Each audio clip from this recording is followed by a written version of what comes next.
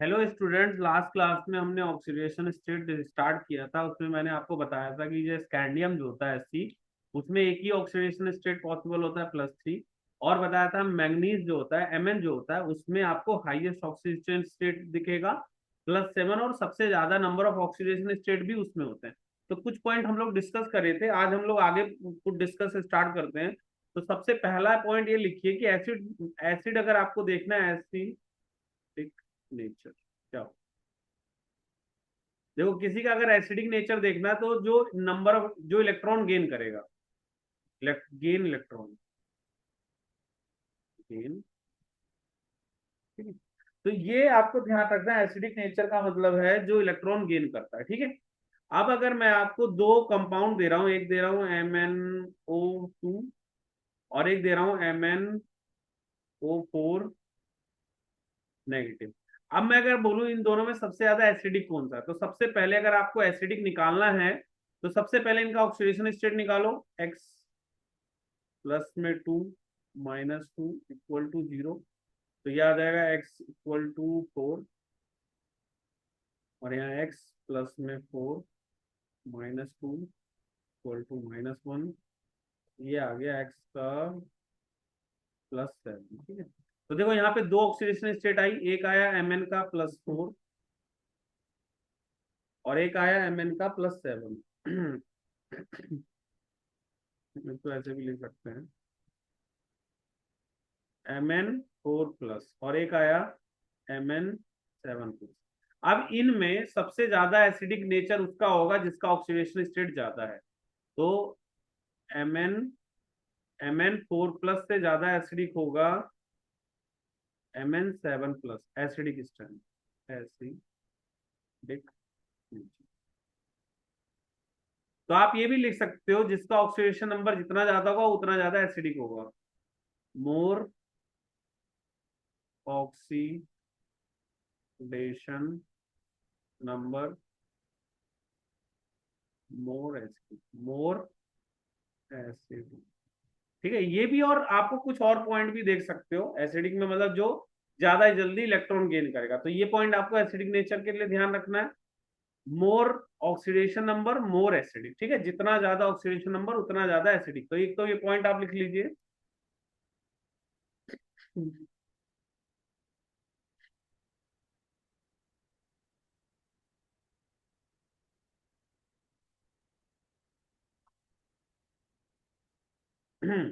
आप इसको नोट कर लो, फिर मैं आगे कराता हूँ।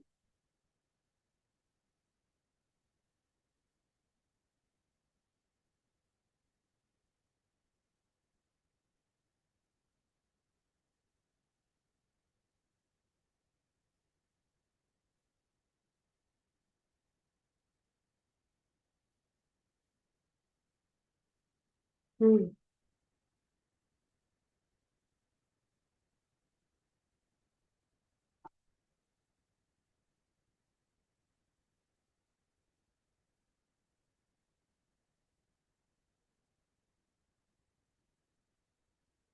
अब इसके अलावा कुछ और पॉइंट्स आपको मैं करा रहा हूँ, ये समझो, ठीक है। नेक्स्ट, सबसे पहले समझो रिड्यूसिंग एजेंट क्या हो। रिड्यूसिंग एजेंट, रिड्यूसिंग एजेंट वो होता है जिसमें ऑक्सीडेशन होगा, ऑक्सीडेशन होगा, और ये electron loss, electron loss. Oxidising agent, oxidising agent, oxidising agent, oxidising agent होता है जिसमें रिडक्शन होता है, और ये इलेक्ट्रॉन गेन कर। पहले पॉइंट लिखो, फिर मैं आप इसमें कुछ पॉइंट समझाता हूँ आप लोगों को।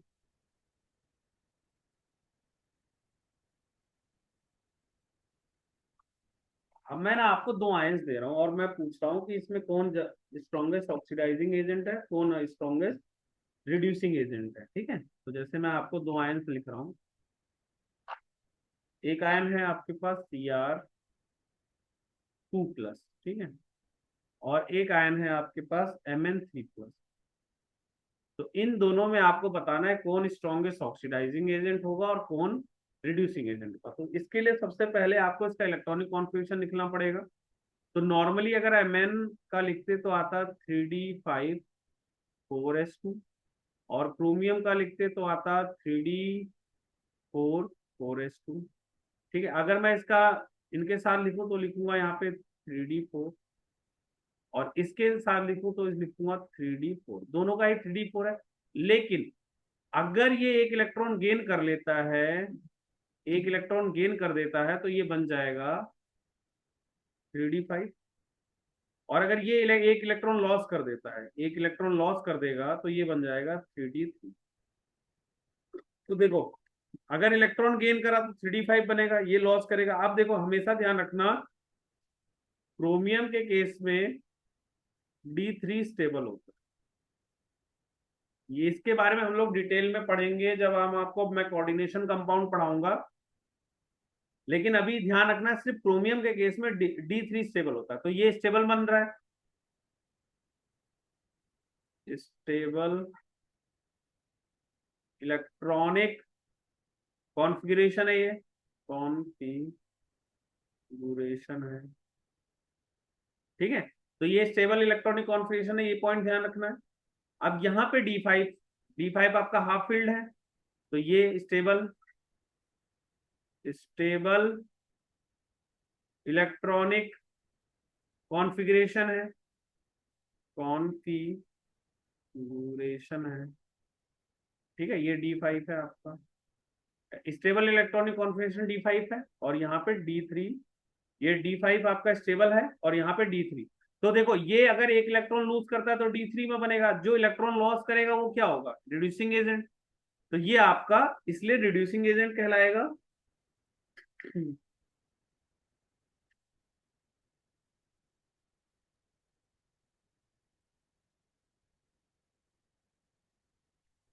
ठीक है, तो ये आपका रिड्यूसिंग एजेंट कहलाएगा, और ये oxidising agent. Stable electronic configuration D5, ये हाफ फील्ड स्टेबिलिटी होती है, हाफ फील्ड स्टेबिलिटी।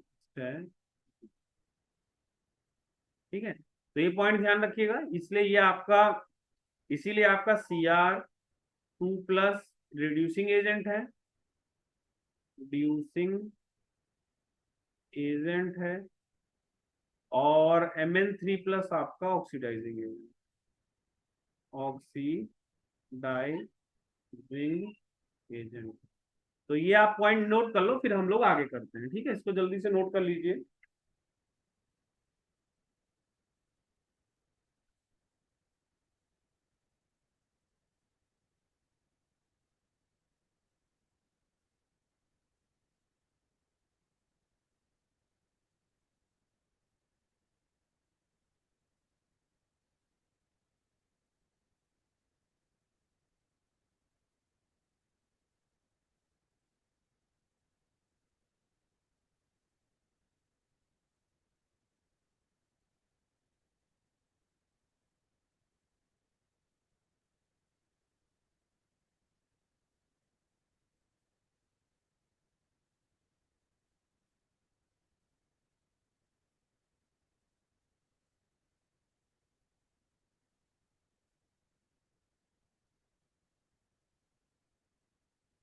ठीक है, तो आप ये लिख लो, फिर कुछ और आयंस का भी मैं आपको समझा देता हूँ। इसको आप पहले लिख लीजिए। ठीक है, नेक्स्ट देखिए, नेक्स्ट आपको मैं अगर आयन लिखूं Ti2+, Ti2+, देखो इसका क्या होगा इलेक्ट्रॉनिक कॉन्फ़िगरेशन। ये होता है 3d2 आएगा। ठीक है, तो अगर ये लूज कर देगा, अगर ये आपको इसको 3d0 पे ले जाओ, तो ये 3d4 बन जाएगा, Ti4+ बन जाएगा, जो ज्यादा स्टेबल फॉर्म में है। तो ये इसलिए रिड्यूसिंग एजेंट, 3d2 से 3d0 हो जाएगा ना, तो ये ज्यादा स्टेबल फॉर्म में रहेगा, तो इसलिए ये रिड्यूसिंग एजेंट की तरह वर्क करेगा।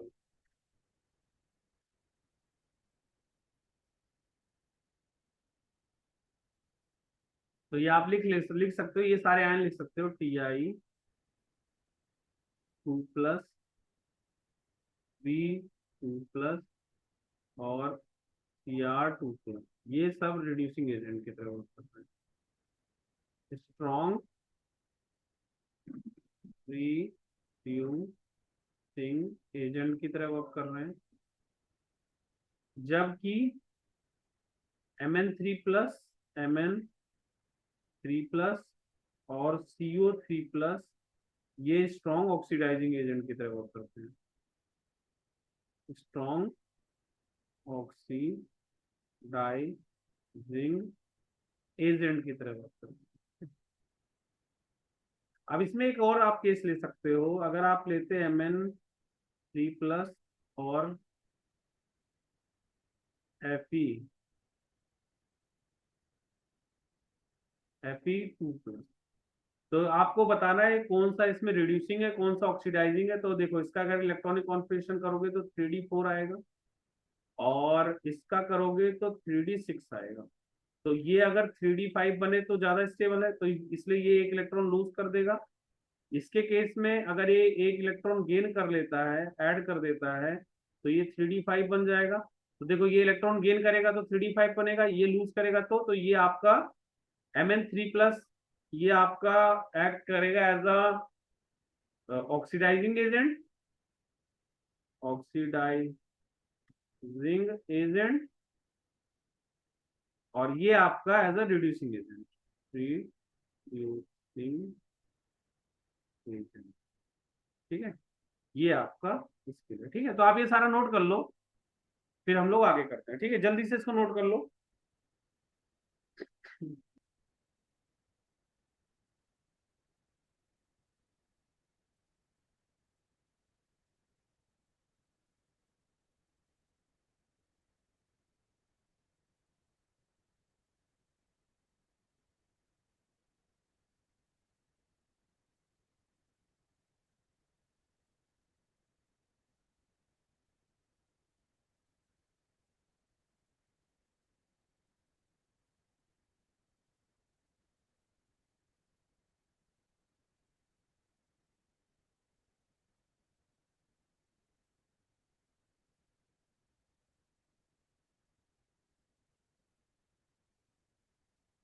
ठीक है, आप इसको नोट कर लो, फिर मैं कुछ और पॉइंट्स भी करा देता हूँ आपको। जल्दी से इसको नोट करो।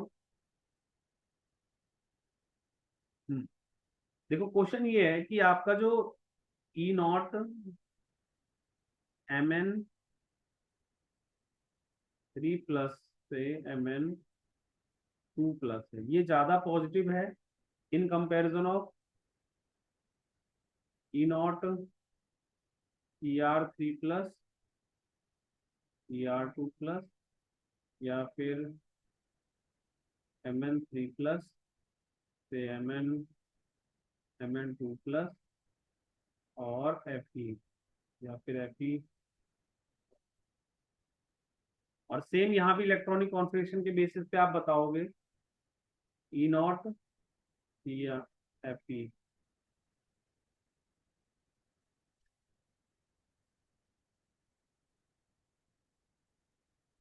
Fe3+ से Fe2।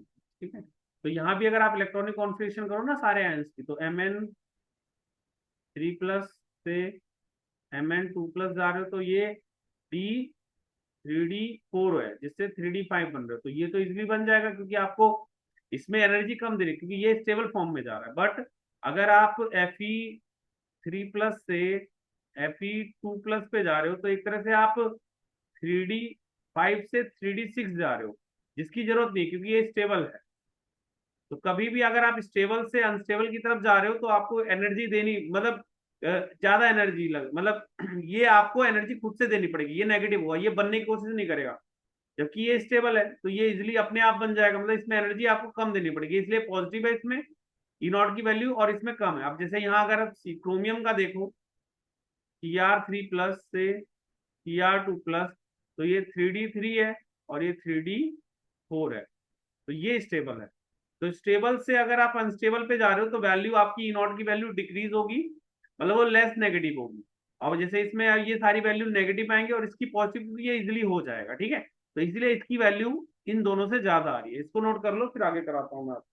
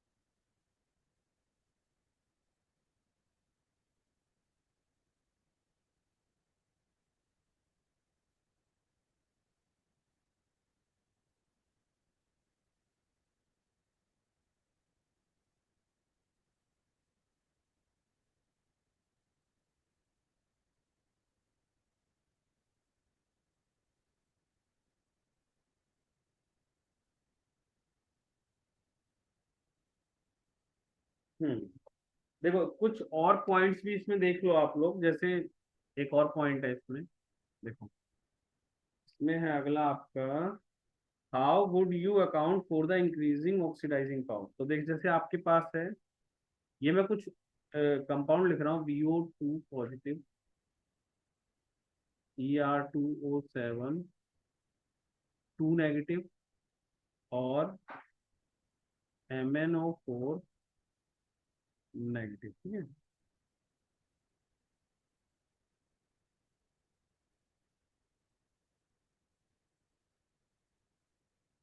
देखो अगर आप इसमें सब में देखो तो इसका V का +3 आ जाएगा, X-4 +1, X का वैल्यू +5 आ गया, इसमें ऑक्सीडेशन स्टेट +5 आ गया, इसमें देखोगे तो 2X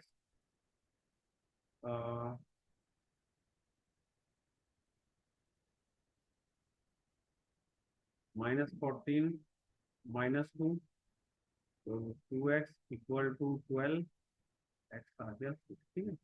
और इसके केस में देखोगे तो X -8 -1, X होगा +2। तो एक तरह से बी का +5 है, क्रोमियम का 6+ है, और Mn का +7 है, ठीक है। तो देखो मैंने आपको पहले ही बताया था, एसिड, ये एसिडिक नेचर के लिए भी कह सकते हो, या एसिडिक नेचर, और ऑक्सीडाइजिंग पावर, दोनों का मतलब सेम है, ऑक्सीडाइजिंग, ठीक है। तो ये दोनों का सीधा है, जिसका ऑक्सीडेशन नंबर जितना ज्यादा वो ज्यादा होगा, more with more oxidation number, more with more oxidation number, oxidation, ठीक है। तो सबसे ज्यादा इसमें Mn वाला केस हो जाएगा, यानी सबसे ज्यादा ऑक्सीडाइजिंग पावर इसका होगा, या एसिडिक नेचर भी ज्यादा इसी का होगा, Cr2O7 2- होगा, फिर आपका BO2 पॉजिटिव। आप इसको नोट कर लो पहले, फिर हम कुछ आगे करते हैं पॉइंट।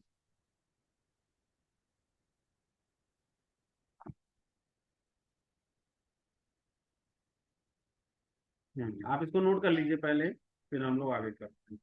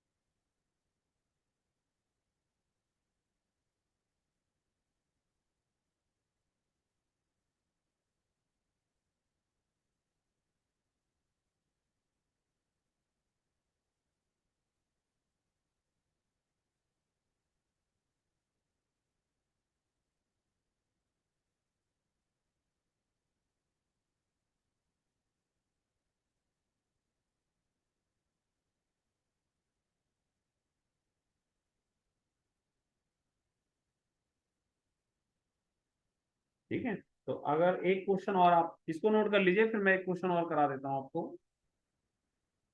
अगर मैं आपको कंपेयर करने को बोलूं, Cr2 पॉजिटिव, क्रोमियम 2 पॉजिटिव, और Fe2 पॉजिटिव में, कि कौन आपका स्ट्रॉन्ग रिड्यूसिंग एजेंट है। तो इसमें स्ट्रॉन्ग रिड्यूसिंग एजेंट आपका होगा, अगर इसकी वैल्यूज देखें, Cr2 पॉजिटिव और,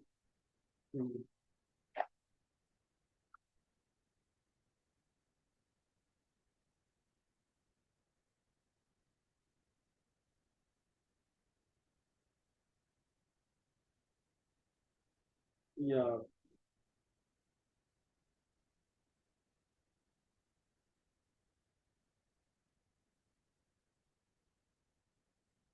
देखो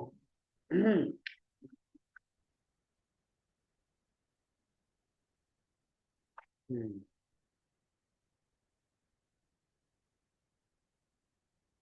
आपको इसमें बताना है which one is strongly based, which one is strong reducing agent, stronger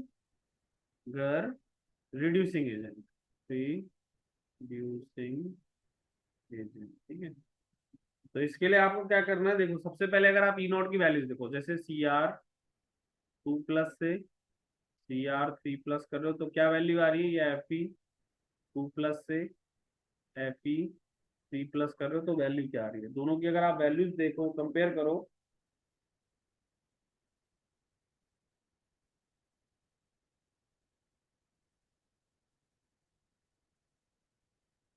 इसकी वैल्यू आपको प्लस में मिलेगी, ये वैल्यू आपको मिल जाएगी +4.41,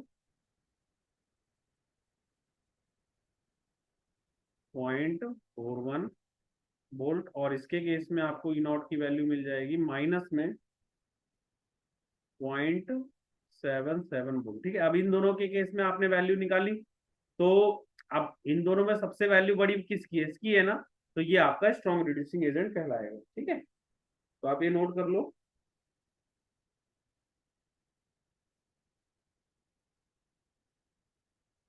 अब जैसे अगर आप इन दोनों की वैल्यूज कंपेयर करो तो इसकी पॉजिटिव वैल्यू है, इसकी नेगेटिव है, तो बड़ी वैल्यू किसकी हुई, इसकी, तो ये आपका stronger reducing agent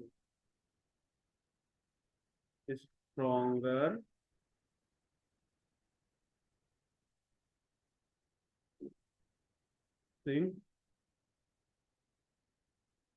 stronger reducing agent. ठीक है, तो आप ये नोट कर लीजिएगा, ये स्ट्रॉन्गर रिड्यूसिंग एजेंट का ये पॉइंट नोट कर लीजिएगा। फिर हम लोग थोड़ा पॉइंट आगे करते हैं।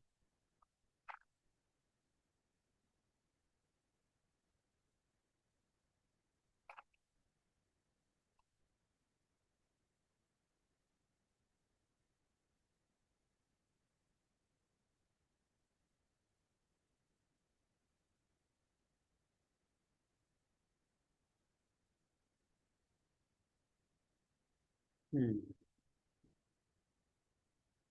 अब इसके अलावा कुछ और एक पॉइंट करा देता हूं, देखिए नेक्स्ट आपको, नेक्स्ट है आपका जो कॉपर का केस है वो देख लीजिए। इसमें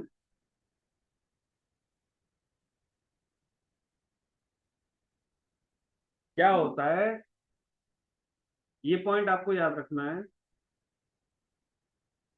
Cu2 plus ion not formed with iodide not ion not formed with iodide आयो। ठीक है, इसका समझो रीजन क्या होता है, जब आप Cu2 प्लस को आयोडाइड के साथ रिएक्ट करोगे, 2Cu2 प्लस 4 आयोडाइड माइनस, तो ये रिड्यूस कर देगा इसको, Cu2I2 में रिड्यूस कर देता है, सॉलिड प्लस I2 में कन्वर्ट। ठीक है, तो ये पॉइंट आपको ध्यान रखना, Cu2 प्लस आयन जो होता है नॉट फॉर्म विद आयोडाइड, क्योंकि 2Cu2 प्लस 4I माइनस ये Cu2I2 और I2 में कन्वर्ट कर देता, तो ये पॉइंट आपको ध्यान रखना है। अब इसके अलावा एक और पॉइंट याद कर लेना इसमें, एक तो ये पॉइंट ध्यान रखना ना, एक और है, जैसे इसमें कहने का मतलब ये है कि Cu2 प्लस आयन आयोडाइड के साथ नहीं मिलता है, Cu2 प्लस को अगर आप आयोडाइड के साथ करोगे तो Cu2I2 बना देगा और I2 बना लेगा। ठीक है, अब नेक्स्ट आपका ये है डिसप्रोपोर्शनेशन रिएक्शन क्या होती है, डिसप्रोपोर्शनेशन रिएक्शन क्या होता है, डिसप्रोपोर्शनेशन रिएक्शन क्या होता है,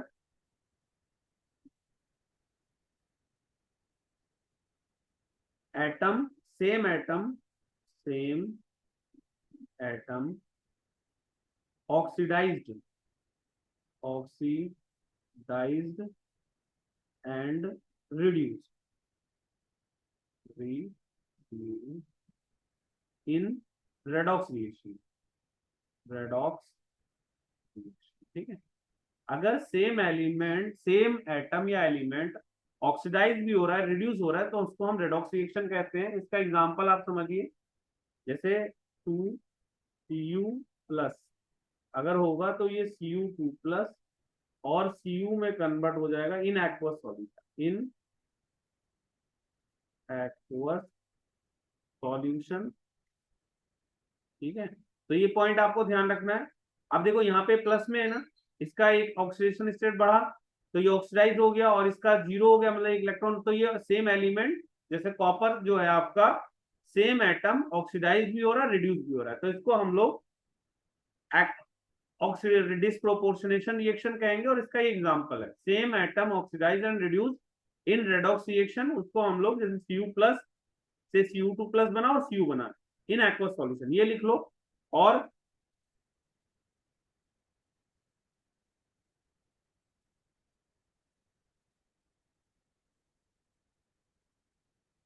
अब यहाँ पे एक और पॉइंट आपको याद करना है, Cu2+ ion more stable then Cu+ ion in aqueous solution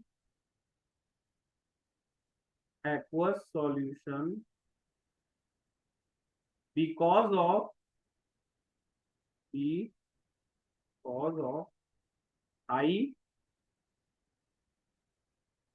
hydration enthalpy high hydration enthalpy of Cu2+। ठीक है, तो आप ये नहीं करो Cu2+ ion more stable then Cu+ ion in aqua solution because of high hydration enthalpy of Cu2+ ion. ठीक है, आप इसको नोट कर लो, फिर आगे कुछ पॉइंट्स करते हैं।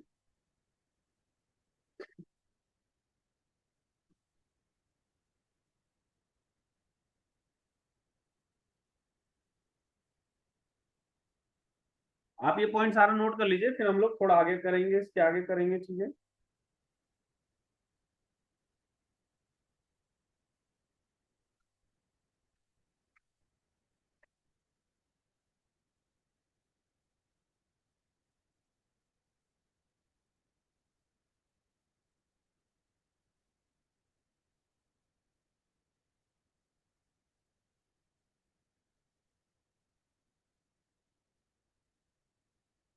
ठीक है, अब इसमें देखिए अगला point,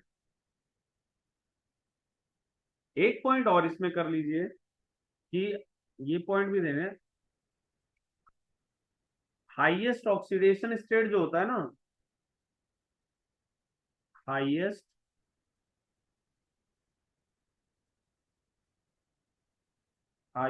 Mn chloride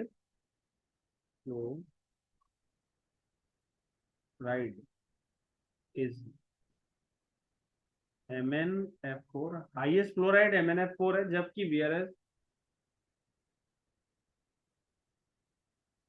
whereas the highest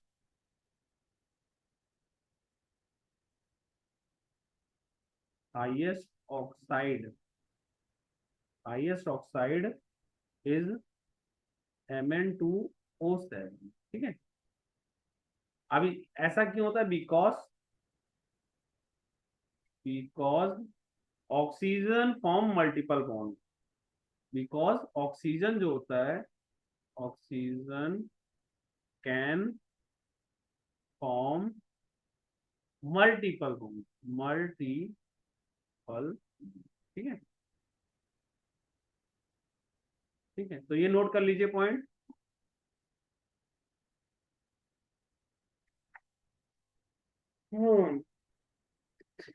आप इसको नोट कर लो, फिर हम अब इसकी मैग्नेटिक प्रॉपर्टीज के बारे में डिस्कस करते हैं थोड़ा, कि इनकी मैग्नेटिक प्रॉपर्टीज कैसी होती है और क्या रहता है। ठीक है, जल्दी से आप इसको नोट कर लीजिए। तो नेक्स्ट है आपका मैग्नेटिक प्रॉपर्टी,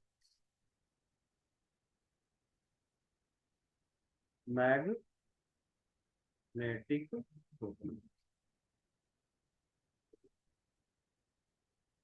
देखो मैग्नेटिक प्रॉपर्टी में दो चीज होती है, एक होता है डायमैग्नेटिक, एक होता है पैरामैग्नेटिक, एक होता है डायमैग्नेटिज्म,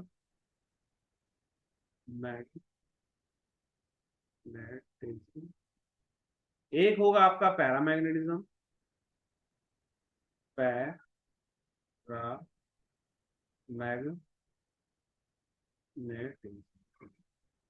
एक डाया होगा, एक पैरा होगा। डाया जो होता है इसमें क्या होता है आपका,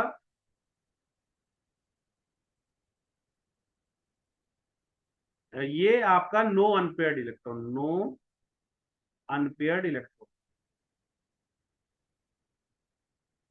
no unpaired electron.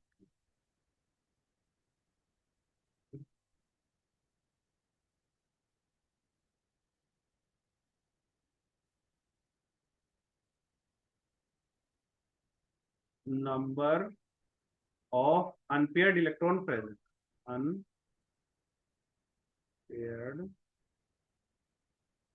Electron present.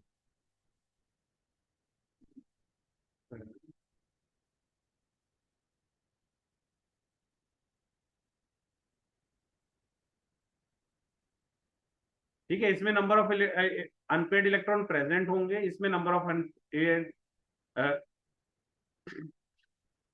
Unpaired electron नहीं प्रेजेंट होंगे। ठीक है, ये क्या करता है,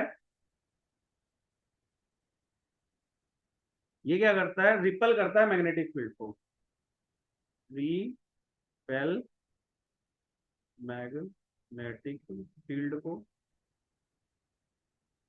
और ये अट्रैक्ट करता है मैग्नेटिक फील्ड को, अट्रैक्ट मैग्नेटिक फील्ड को। ठीक है,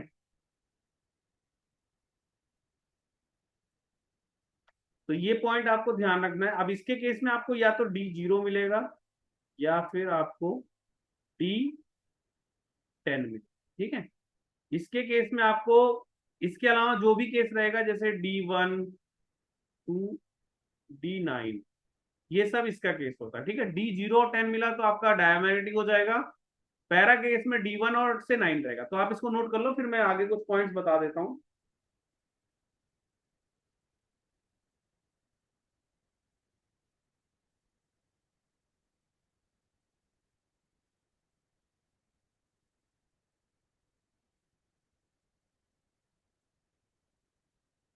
आप इसको नोट कर लो, फिर हम इसका मैग्नेटिक मूवमेंट निकालने का फॉर्मूला करते हैं। ठीक है, नोट कर लो इसको, जल्दी से आप नोट कर लीजिए, फिर हम लोग आगे करते हैं।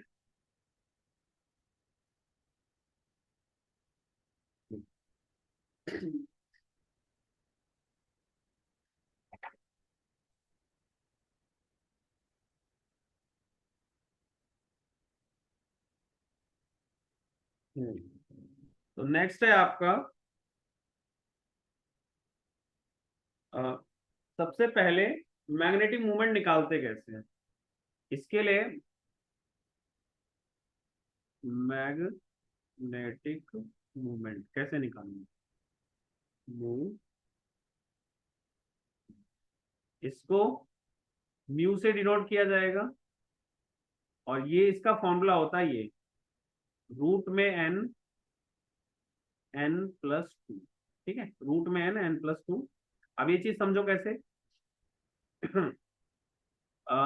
यानी आपको म्यू आपको लिखा n+2। ठीक है, यहाँ पे जो n n है, n number of unpaired electron को रिप्रेजेंट कर रहा है, number of unpaired electron, unpaired electron. और इस फॉर्मूले को हम लोग बोलते हैं स्पिन ऑनली फॉर्मूला। ये जो फॉर्मूला है इसको बोला जाता है स्पिन ऑनली फॉर्मूला। और अब देखो इसको अप्लाई कैसे करना है। अब मैं अगर आपके पास, और इसकी यूनिट जो होती है बोर, मैग्नेटिक मूवमेंट की जो यूनिट होती है ये बोर मैग्नेट होगी, इसकी जो यूनिट होगी वो होगी बोर मैग्नेट होगी, बोर मैग्नीटो। ठीक है, इसको हम लोग बी एम से भी करते हैं, इसे बोर मैग्नेटिक मैग्नेटिक मूवमेंट हो गया n+2 number of unpaired electron spin only formula, और इसे यूनिट होगी बोर मैग्नेट्रॉन। ठीक है, तो ये नोट कर लीजिए आप लोग। अब फिर मैं कुछ आयंस ले रहा हूँ, उससे फिर आपको मैं समझाऊंगा। जैसे अगर मैं लेता है C3 पॉजिटिव, तो इसका इलेक्ट्रॉनिक कॉन्फ़िगरेशन क्या हो जाता है, 3d0 4s0। तो इसमें n का वैल्यू, अब आपका नंबर ऑफ एक भी नहीं है तो n का वैल्यू 0 आ गया, तो इसमें जो म्यू होगा वो 0 आ जाएगा, और ये पैरामैग्नेटिक, पैरामैग्नेटिक। ठीक है, अगर मैं ले लेता Ti3 पॉजिटिव, तो इसमें आपका आता 3d1 4s0, तो नंबर ऑफ अनपेड इलेक्ट्रॉन 1 हो गए। अब म्यू का फॉर्मूला क्या होता है, 1 इंटू में 1+2 3, यानी 1 इंटू 3, तो √3 आ गया, ये डाया हो गया, सॉरी ये पैरा नहीं होगा, डाया हो गया, ये आपका हो गया डायमैग्नेटिक, डाया मैग्नेटिक, डाया, ये आपका हो गया डायमैग्नेटिक। अब इसमें √3 वैल्यू आ गई ना, ये वैल्यू 1.73 के आसपास होती है, ध्यान रखनी है। ये आ गया आपका पैरामैग्नेटिक, पैरा, ठीक है। ऐसी अगर आप एक और आयन ले लो, Ti2+, सॉरी,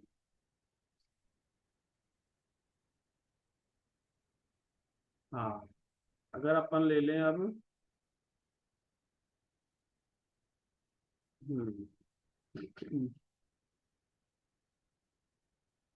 हम अगर ले लेते हैं Mn का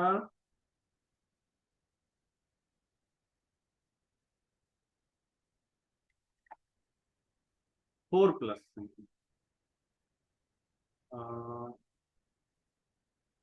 3+ ले लेते हैं, ठीक है। तो Mn का 3+ क्या होता है, नॉर्मली Mn क्या होता है, 3d5 4s2, तो 3 पे, अच्छा 4+ पे 2 रहते ना, 2 2 तो, अच्छा 4+ पे 4 2 तो 4, हाँ इसका ऐसा करो, आयन ये रखो,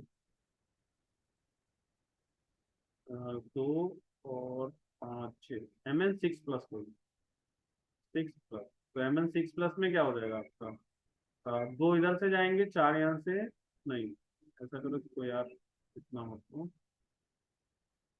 5+, ठीक है। Mn 5+ क्या हो जाएगा आपको, 3d2, अब 2 है तो इसमें आपके नंबर ऑफ इलेक्ट्रॉन 2 आ जाएंगे, एन का वैल्यू इसमें 2 है। तो अगर म्यू का वैल्यू देखोगे तो क्या हो जाएगा, 2 इंटू में 4, 2 दूनी 4 4, तो ये वैल्यू कितनी आ रही है, तो 2.84, ये √8 हो गया ना, तो ये वैल्यू आ रही है 2.8। तो पैरामैग्नेटिक, आप ये भी पैरा हो गया, पैरामैग्नेटिक। अब यहाँ पे कुछ पॉइंट ध्यान रख लेना आप, अगर एन का वैल्यू 1 होता है तो म्यू का वैल्यू 1.73 होता है, अगर एन का वैल्यू 2 आ रहा है तो म्यू का वैल्यू 2.84 होता है, ठीक है। ये कुछ पॉइंट आप ध्यान रख सकते हो। और अगर मैं आपको बोलूं Ni2+, तो इसमें नंबर ऑफ अनपेड इलेक्ट्रॉन कितने होंगे, पहले इसको आप नोट कर लो, फिर मैं बताता हूँ, इसको आप नोट करो जल्दी से। नंबर ऑफ अनपेड इलेक्ट्रॉन निकालना सिखा देता हूँ आपको। तो देखिए, अगर आप ले लो Ni2+, तो इसका इलेक्ट्रॉनिक, नॉर्मली Ni का इलेक्ट्रॉनिक कॉन्फ़िगरेशन क्या होता है, 3d8 4s2, तो 2+ है तो ये 3d8 आया। अब ये 8 नंबर नहीं होगा, इसका पहले आपको बनाना पड़ेगा ऐसे, तो 8 है ना, तो 1 2 3 4 5 6 7 8, तो आपके पास देख रहे हो, नंबर ऑफ अनपेड इलेक्ट्रॉन 2 आ गए। तो यहाँ पे n का वैल्यू 2 है, तो म्यू का वैल्यू हो जाएगा 2 × 4 √8, जो हमने पहले ही बताया 2.8, 2.76, हाँ 2.76 के आसपास आ जाएगा।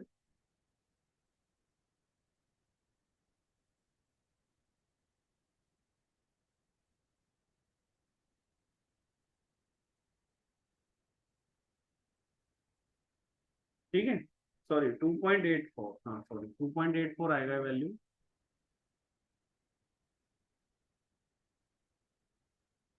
अगर आप ले लेते CO2 प्लस, तो देखो इसमें क्या रहता, CO2 प्लस, तो ये आता आपका 3D7, तो इसका भी निकल बना लो आप,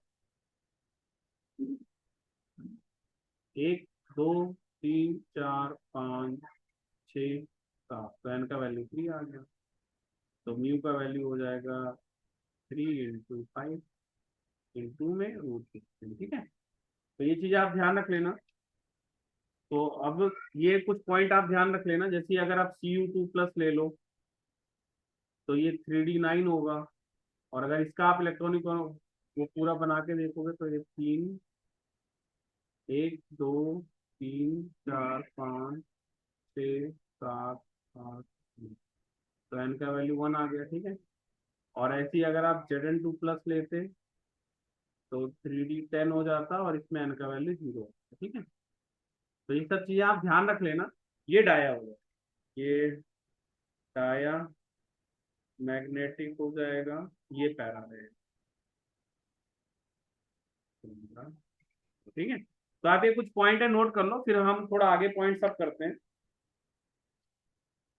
नेक्स्ट है आपका कलर डायग्राम के बारे में, इसको नोट कर लीजिए, फिर मैं आगे करा रहा हूं आपको formation of colour diagrams.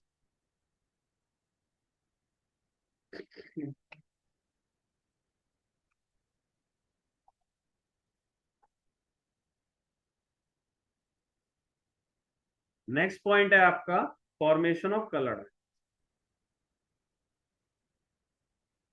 Formation of colour, colour. तो देखो यहाँ पे ना एक टर्म आप बस ध्यान रख लेना, उसको हम लोग कोऑर्डिनेशन कंपाउंड में डिटेल में पढ़ेंगे, transition element form colored ion, colored ion due to d d transition, dd transition, transition और वाइटल ट्रांजिशन, ट्रांजिशन ये पॉइंट आप याद कर लेना। ठीक है, अब इसका एग्जाम, अब इसमें भी ध्यान रखना आप, अगर कभी आपको D0 और या D10 मिलता है तो कलरलेस कंपाउंड होता है, कलरलेस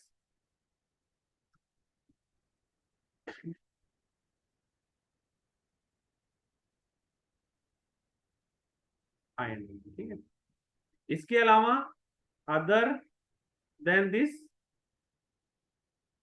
और D1 to D9 जो होगा वो कलर्ड आयन होंगे, कलर्ड आयन। ठीक है, अब जैसे अगर मैं आपको बात करूं Zn2 प्लस की, तो वो कलरलेस है, Zn2 प्लस ये कलरलेस होगा, कलरलेस होगा, और Sc3 पॉजिटिव भी कलरलेस होगा, बट Mn5 प्लस कलर्ड होगा, क्योंकि इसमें इन सब में आपको, इसमें D0 मिलेगा और इसमें D10 मिलेगा। ठीक है, और इसमें आपको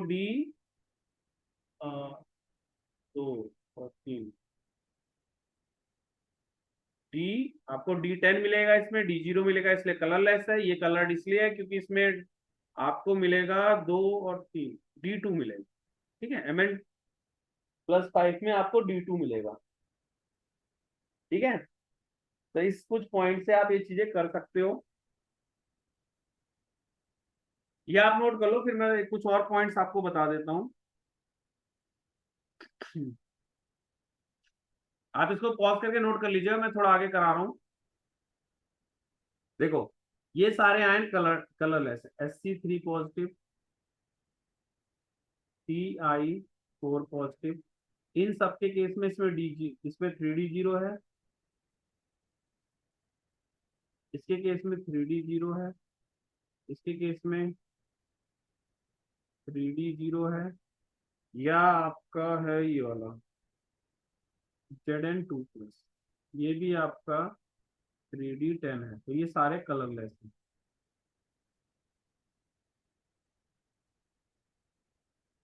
ये सब कलरलेस। बट इसके अलावा आप जैसे ये आयन है आपका Pi3 पॉजिटिव, इसमें 3D1 आता है, 3D1। ठीक है, ऐसे ही आपका Mn3+ ले लो, Mn3+, ये आपका आता है 3D4। तो ये कलर्ड हो जाएंगे। तो मेन आपको ये ध्यान रखना है, अगर D0 और D10 जो होता है, ये D0 और D10 जो होता है कलरलेस होता है। इसके अलावा D1 to D9 तक कलर आएंगे। तो ये आप पॉइंट ध्यान रख लेना, फिर हम लोग अगला करते हैं पॉइंट इसमें।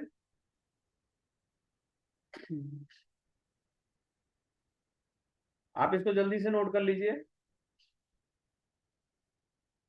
अब अगला देखिए कि क्यों मतलब ट्रांजिशन एलिमेंट कॉम्प्लेक्स फॉर्म कर, ये है क्वेश्चन, ये है why transition element form complex form. Why transition element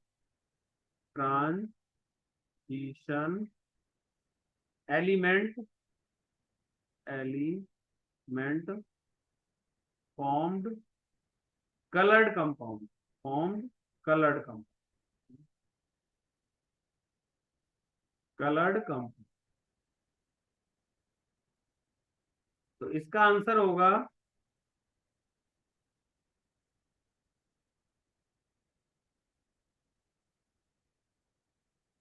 इसका आंसर है, आंसर में आप लिखना बिकॉज, पहला है इसका smaller size of the metal ion, smaller size of metal ion, metal ion. दूसरा है high ionic charge, high ionic charge. तीसरा है एबिलिटी ऑफ डी ऑर्बिटल, है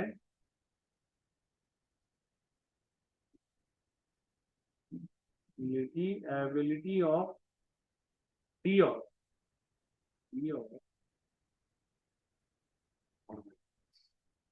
तो ये कुछ पॉइंट्स आपको जो ध्यान रखते हैं कि क्यों ट्रांजिशन एलिमेंट कॉम्प्लेक्स कंपाउंड बनाते हैं, क्योंकि इनका साइज छोटा होता है, इसमें चार्ज ज्यादा होता है और इसमें डी ऑर्बिटल प्रेजेंट होता है। Smaller size, high ionic charge and ability of D orbital, ये पॉइंट आप लिख लीजिए, फिर हम लोग अगला करते हैं।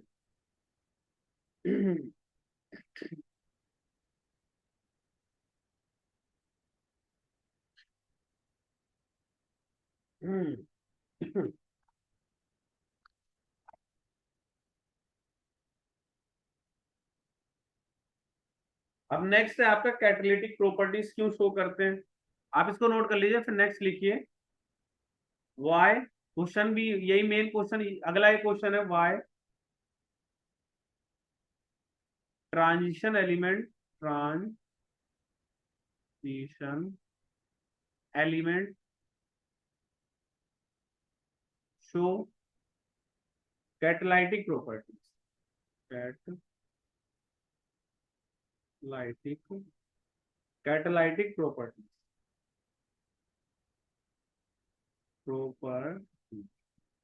तो इसका आंसर होगा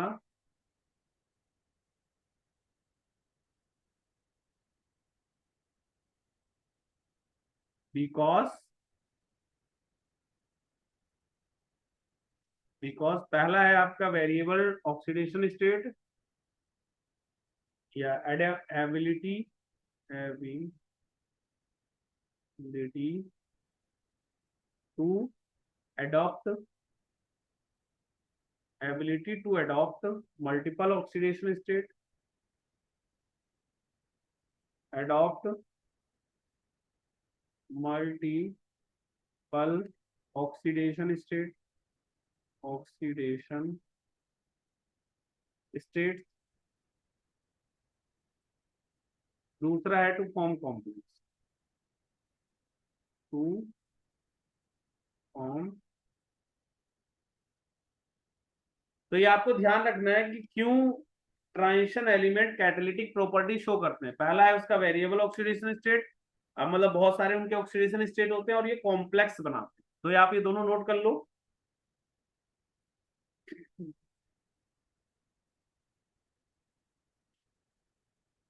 ये आप नोट कर लीजिए, फिर मैं आगे कराता हूं आपको।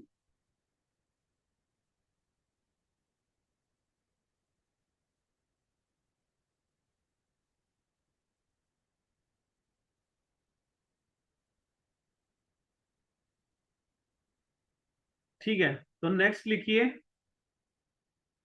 नेक्स्ट है आपका इंटरस्टिशियल कंपाउंड क्या होते हैं, इसके बारे में डिटेल में हम लोग पढ़ेंगे। इंटरस्टिशियल कंपाउंड्स के बारे में लिखिए। इंटरस्टिशियल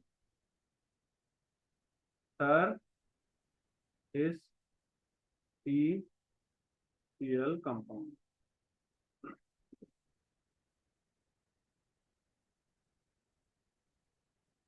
इंटरस्टिशियल कंपाउंड्स क्या होते हैं इसके बारे में डिटेल में देख लीजिए आप लोग। ठीक है, इंटरस्टिशियल कंपाउंड में क्या है,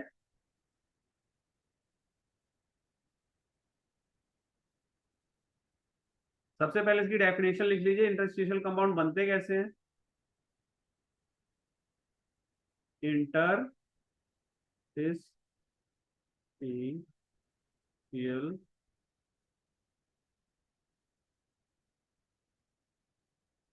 compounds are are formed when small atoms like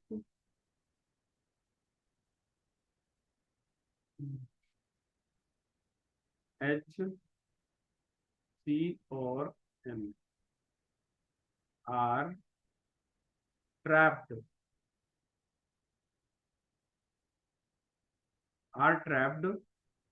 inside the crystal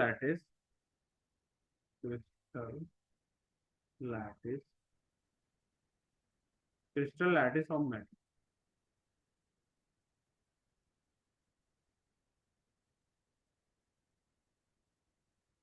ठीक है, तो पहला पॉइंट ये, इंटरस्टिशियल कंपाउंड कैसे बनेगा। इंटरस्टिशियल कंपाउंड बनता है जब आपके जो ट्रांजिशन मेटल्स हैं उनके क्रिस्टल लैटिस में स्मॉल एटम जैसे हाइड्रोजन, कार्बन, नाइट्रोजन जाके ट्रैप्ड हो जाएंगे, तब आपका इंटरस्टिशियल कंपाउंड बनेगा। तो पहला पॉइंट हो, interstitial compound are found when small atom like hydrogen, carbon, nitrogen are trapped inside the crystal lattice of metal. पहला पॉइंट ये। अब ये होते क्या क्या इनकी, ये जो होते हैं they are non स्टोइक्योमेट्रिक,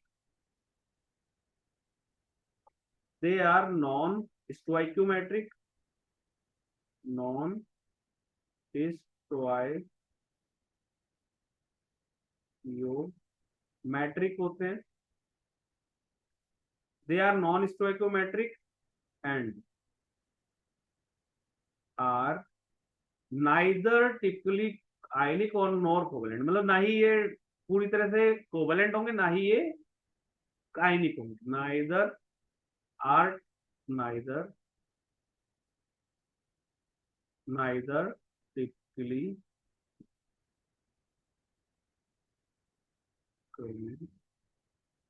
ionic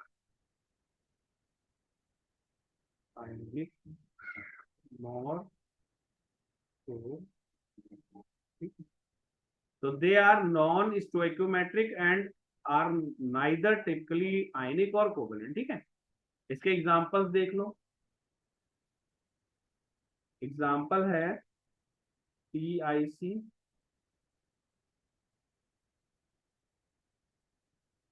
FePH और VH.5। ठीक है, इस तरह से होते हैं।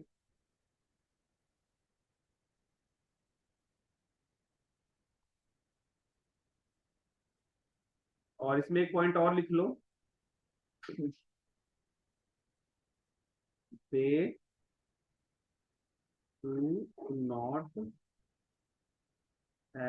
do not have normal oxidation state,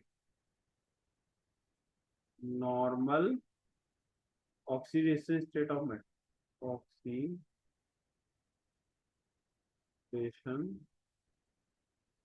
state of,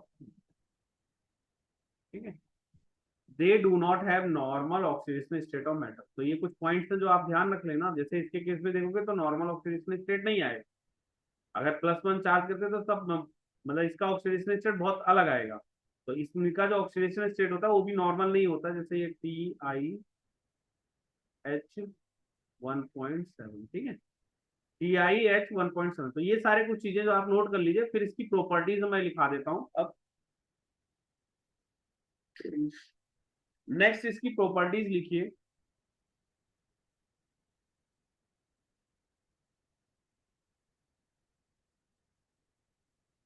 properties of interstitial compound, interstitial.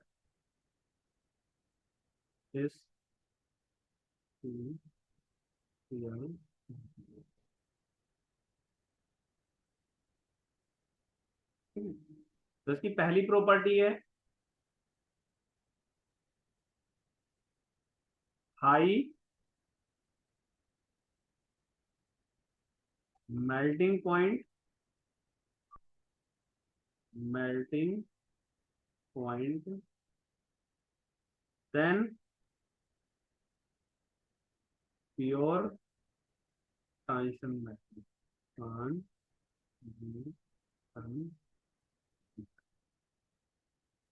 पहला पॉइंट हो गया इनका, मेल्टिंग पॉइंट आपका ज्यादा होगा, वेरी हार्ड, वेरी हार्ड। तीसरा, कंडक्ट इलेक्ट्रिसिटी, कंडक्ट इलेक्ट्रिसिटी।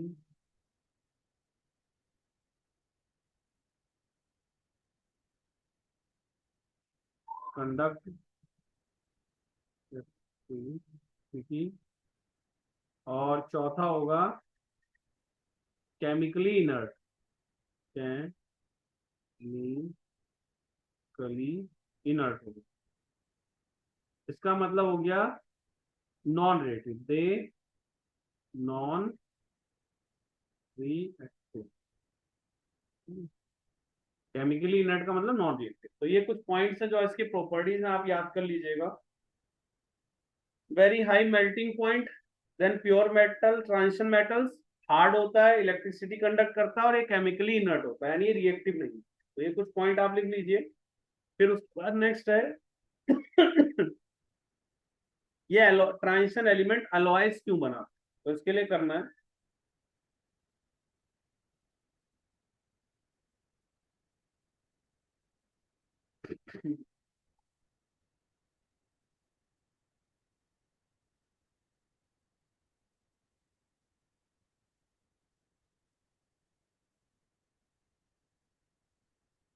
ठीक है। तो नेक्स्ट लिखिए, why transition, why transition, metal formed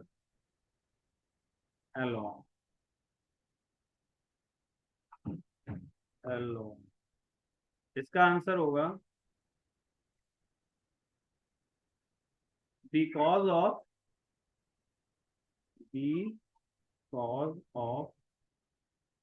similar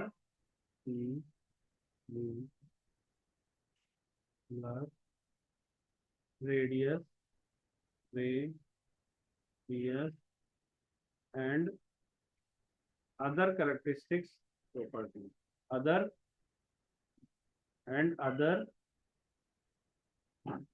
characteristics